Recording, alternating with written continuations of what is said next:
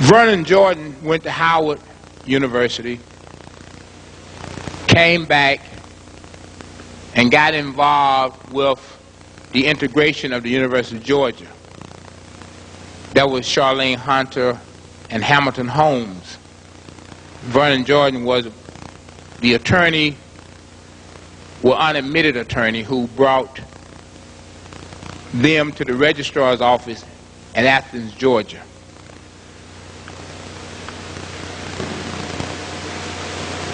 After that, Vernon did not pass the Georgia bar. Knowing migration patterns as we do, most blacks who live in Georgia migrate to places like Ohio and Michigan, because they're just simply straight up.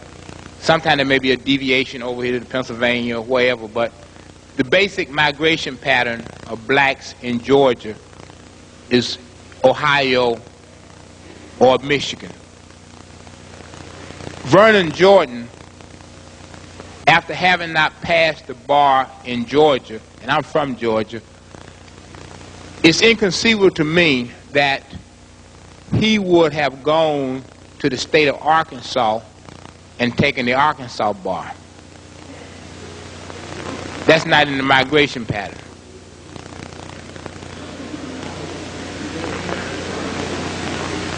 The governor of Arkansas back then was Winthrop Rockefeller.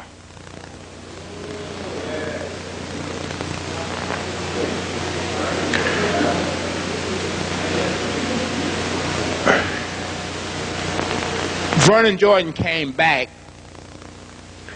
and at that particular time,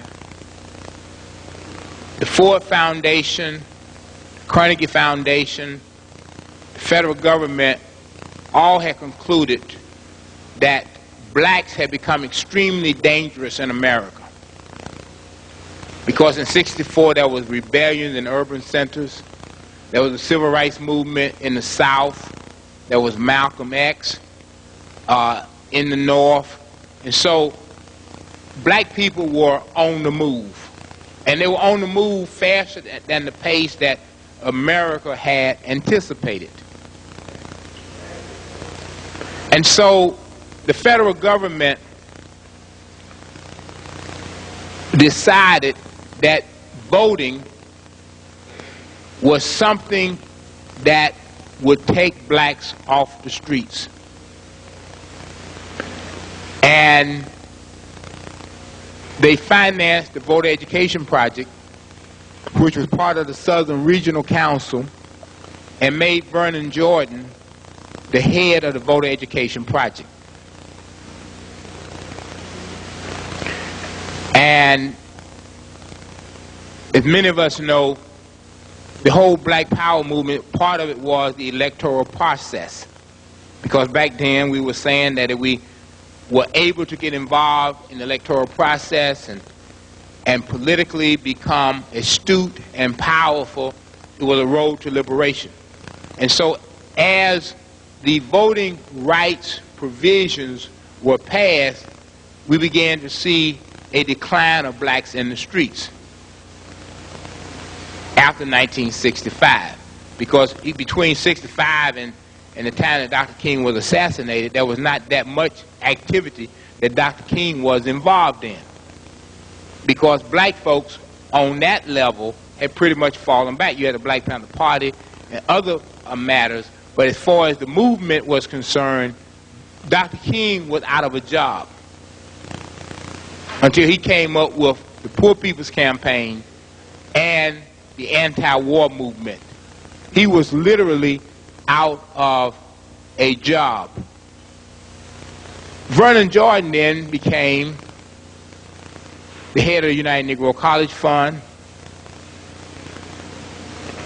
where your illustrious former Congressman Bill Gray now heads, while he is also engaged, or well, once headed, while he's now engaged in these other State Department activities that he's carrying on.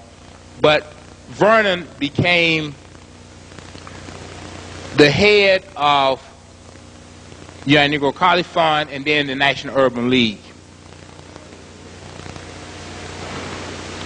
In the meantime, he started attending the Bilderberg Conference, which was formed in the Netherlands and financed by a corporation named Unilever and the Central Intelligence Agency. And it is a very secretive operation. I mean, only people with clear security clearances are involved in the Bilderberg Conference. Now, in the meantime, I don't think it was an accident that Bill Clinton was chosen in the early 60s to become the president, eventually, of the United States. Because here was a white boy that they took and introduced him to John Kennedy. That's on file right now, before he died. And then after that, sent him to Georgetown University, which is noted for international affairs.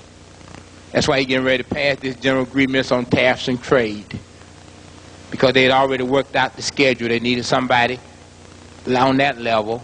Left there, became a Rhodes Scholar, then came back to Yale University and got a law degree, and then went back to Arkansas, where he got a number of posts until such time as he became president of the United States. And then, of all of the people in the world to head his transition team and to be his buddy, Vernon Jordan.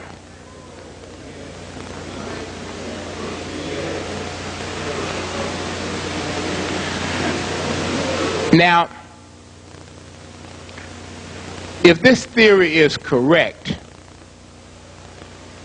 then the question is, what Negroes that was close to Dr. King are now close to the Rockefellers, and what role did they play, if any, in the assassination of Dr. King?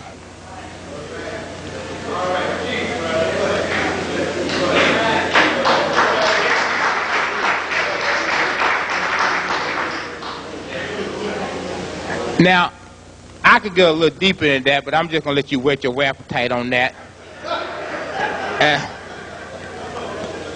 And we'll deal with that, the conclusion of that, at a later date. But that gives you an opportunity to do a little nosing around yourself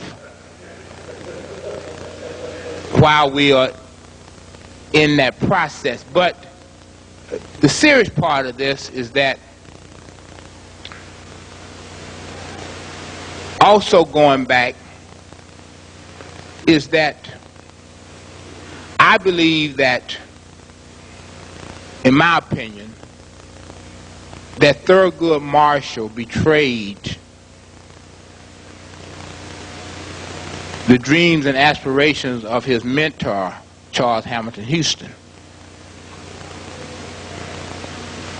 I think he betrayed it. Charles Hamilton Houston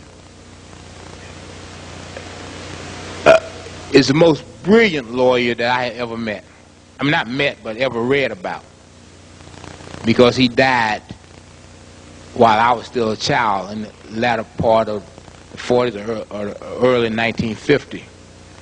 Charles Hamilton Houston was one of the most gifted lawyers that I'd ever read about. More gifted than Clarence Darrow or any of these guys. Because Clarence Darrow was known to pay people to fix cases. I mean, that was really why he became so good. He was a fixer. All right? And then, you know how white folk, they just elevate their own after that. You know, they have no shame, so they don't mind that. But Charles Hamilton Houston was, in my opinion, the most brilliant black man. And I don't believe that his death was natural.